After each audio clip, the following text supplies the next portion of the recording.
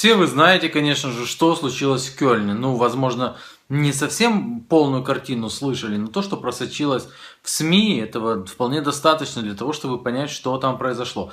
Я боюсь говорить на эту тему, потому что надо быть толерантным, потому что если ты упоминаешь беженцев или, может, это тоже нетолерантно говорить беженцев, путешественников, путешественников, мигрирующих путешественников в каком-то негативном контексте, тебя могут заблокировать, потому что старина Марк на Facebook об этом предупреждал, и в других соцсетях тоже могут хлопнуть. К тебе будет привлечено пристальное внимание, если ты будешь говорить о мигрирующих путешественниках негативно. Поэтому это будет максимально толерантный видеоблог. Я, к примеру, со своей стороны прекрасно понимаю вот эти вот сотни молодых людей, мигрирующих путешественников, которые просто устали в своем путешествии, им захотелось женской ласки, ну и к тому же они у себя на родине подвергались всевозможным преследованиям, да так сильно бежали, что рассчитали свой маршрут, чтобы попасть, не дай бог, не в какую-то страну второго мира, а в Германию, в Австрию, ну, лучше всего в Швейцарию. Людям хотелось ласки, люди ее искали так, как они привыкли. А почему они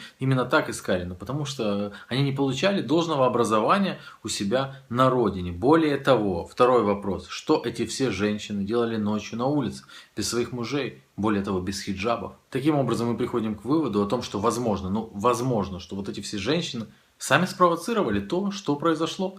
Молодые люди на улице после утомительного путешествия из своего родного Афганистана, к примеру, видят женщину без хиджаба, вполне возможно выпившую. А какое право она имела выпить? Человек года уже высказала свое негодование. Негодование, я уверен, что многие будут наказаны. Ну, не многие, но будут наказаны. Не строго, но, во всяком случае, другим будет наука. Другим будет наука, что действовать нужно в масках. Вот такой вот толерантный короткий видеоблог. Потому что хотелось сказать больше, но думаешь, как бы ничего нетолерантного не сказать.